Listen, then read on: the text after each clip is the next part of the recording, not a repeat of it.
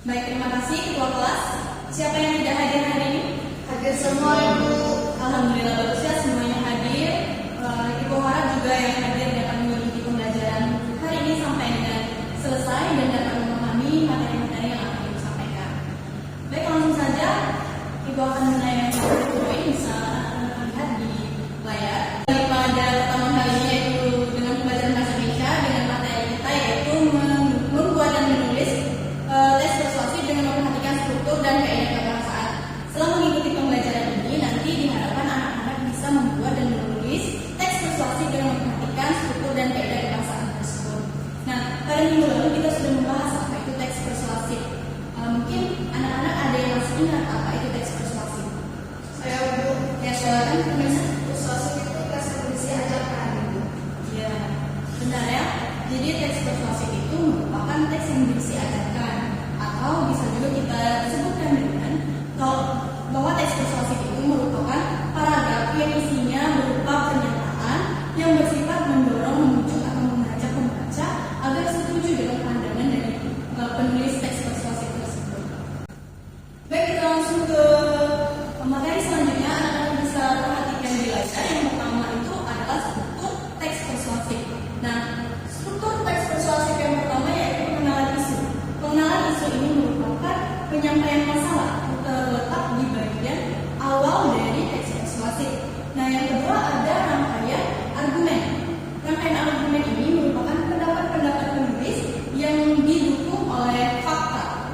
Kemudian ada pernyataan ajakan yang artinya yaitu ajakan-ajakan yang dibuat oleh penulis agar dapat mendorong pembaca itu setuju atau sependapat dengan yang disampaikan oleh penulis. Nah, ajakan inilah yang merupakan inti dari teks persuasif. Selanjutnya yang keempat, struktur teks persuasif yang keempat bisa anak-anak lihat. Yang keempat itu adalah penegasan kembali. Nah, di penegasan kembali ini kita menyimpulkan atau mengulang apa yang sudah kita sampaikan di struktur pertama, struktur kedua, dan struktur ketiga. Biasanya penegasan kembali ini ditandai dengan adanya kata-kata seperti demikianlah atau dengan demikian atau oleh karena itu dan sebagainya. Selanjutnya yaitu ada kebahasaan. Nah, kebahasaan teks persuasif ini seperti yang Ibu tampilkan di layar itu ada 5. Yang pertama ada kata bujukan. Kata bujukan ini contohnya yaitu ada kata harus misalnya, atau kata penting dan kata sebaliknya. Selanjutnya ada kata kerja imperatif. Nah, kata kerja imperatif ini merupakan kata kerja atau kata-kata yang bersifat larangan yang pada tujuannya dalam teks persuasif ini agar pembaca itu melakukan kata-kata kerja imperatif yang disampaikan oleh penulis teks persuasif tersebut. Yang ketiga yaitu ada kata kerja teknis. Kata kerja teknis ini merupakan suatu istilah yang digunakan atau berkenaan dengan topik-topik yang akan dibahas di dalam teks persuasif tersebut. Misalnya, jika dalam teks persuasif itu membahas tentang pendidikan, maka istilah-istilah yang digunakan di dalam teks persuasif tersebut adalah istilah pendidikan. Begitupun dengan jika kita menggunakan pembahasan dalam teks persuasif itu merupakan pembahasan mengenai medis, maka istilah-istilah yang digunakan adalah istilah-istilah medis. Selanjutnya, yang keempat itu ada kata kerja mental. Kata kerja mental ini berhubungan dengan ekspresi atau respon seseorang terhadap tindakan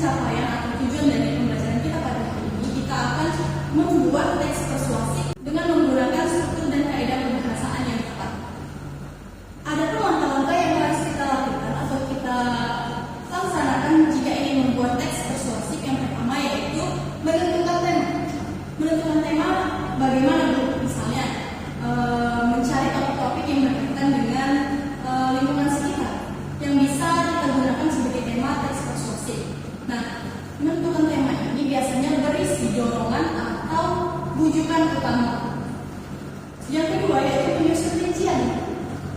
Menyusun rincian biasanya berisi pengenalan isi dan argumen atau pendapat dari penulis. Biasanya digunakan di bagian paragraf kedua atau di struktur argumen. Selanjutnya yang ketiga yaitu mengumpulkan bahan. Bahan dalam menyusun teks persuasif ini bisa berupa pendapat atau argumentasi, berupa data dan fakta.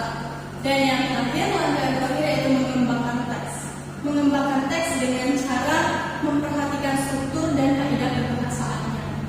Itu dikembangkan dengan bahasa kita sendiri, namun tetap memperhatikan kaidah kebahasaan dan struktur teks persuasif. Baik, untuk lebih jelasnya, silakan anak-anak lihat teks persuasif yang telah ibu tayangkan. Silakan dibaca terlebih dahulu dan dipahami. Baik, apakah sudah bisa dipahami anak-anak? Ada yang ingin ditanyakan? Saya Bu, Ya, silakan. apa contoh kata kerja imperatif itu? Baik, contoh kata kerja imperatif. Mungkin anak-anak yang lain ada yang bisa membantu menjelaskan atau menjawab pertanyaan dari saudara selanjutnya. Apa itu contoh dari kata kerja imperatif? Ya, silakan. Saya Bu, Ya, silakan Anas. contohnya itu ada hendaknya, janganlah, waspada, dan masih banyak lainnya Bu. Iya, betul. Itu beberapa contoh yang sudah disebutkan oleh saudara Anas itu benar ya. Kata kerja imperatif merupakan kata kerja perintah atau kalimat perintah yang digunakan di dalam membuat teks persuasif. Benar dari yang disebutkan oleh saudara Anas bahwa contoh dari kata kerja imperatif salah satunya yaitu pada kata waspadalah. Bisa kita gunakan misalnya untuk memperingatkan seseorang. Misalnya pada di keramaian atau di jalanan atau di tempat umum bisa kita menggunakan kata kerja imperatif contohnya pada kalimat waspadalah dan berhati-hati saat menyeberang jalan misalnya seperti itu. Selanjutnya jika sudah dipahami langsung saja kita akan membuat teks persuasif. Singkat saja ibu akan memberi kalian tugas untuk membuat teks persuasif. Nah, teks persuasif ini bisa kalian tulis di kertas. Kemudian nanti akan dibacakan atau dipresentasikan ke depan. Kemudian bisa di sini ada Sandina dan Selvi, kemudian Abi dan Anas silakan untuk membuat kelompok masing-masing kelompok yaitu 2 orang dan langsung saja membuat teks persuasif berdasarkan kaidah kebahasaan dan struktur teks persuasif yang sudah ibu jelaskan tadi. Ibu beri waktu beberapa menit silakan untuk dikerjakan. Apakah sudah selesai? Sudah Bu. Oke, bagus. Untuk hasilnya bisa dipresentasikan atau dibacakan di depan kelas. Mungkin salah satu saja dari perwakilan salah satu kelompok. Silakan. Saya Bu. Ya.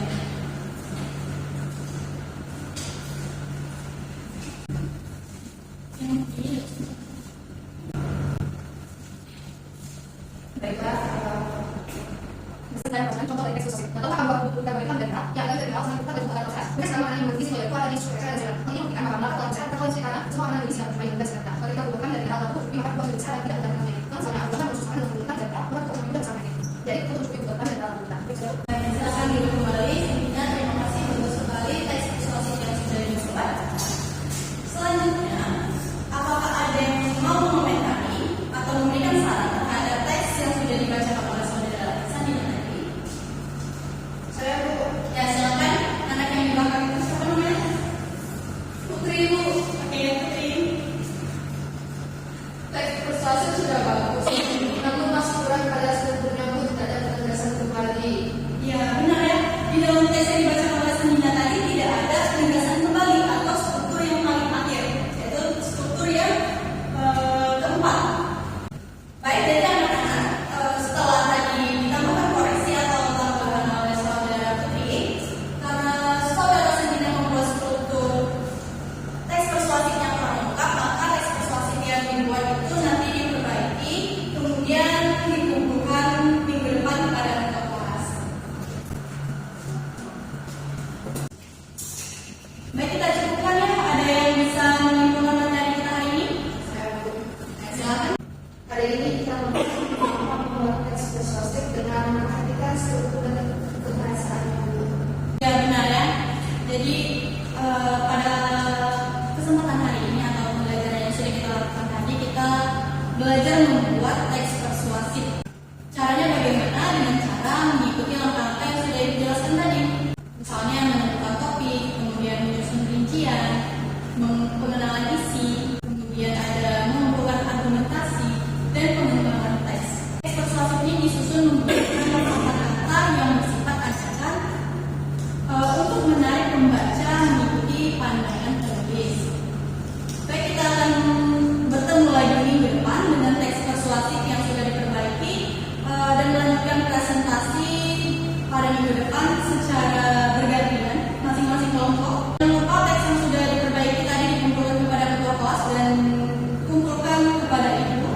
Sebelum mengakhiri pembelajaran kita pada hari ini, baiknya kita berdoa terlebih dahulu. Silakan ketua kelas untuk memimpin. Terima kasih pembelajaran kita hari ini mengenai kita karena beragama dan percaya masing-masing. Baik, Ibu Akhiri, terima kasih ketua kelas dan semua siswa yang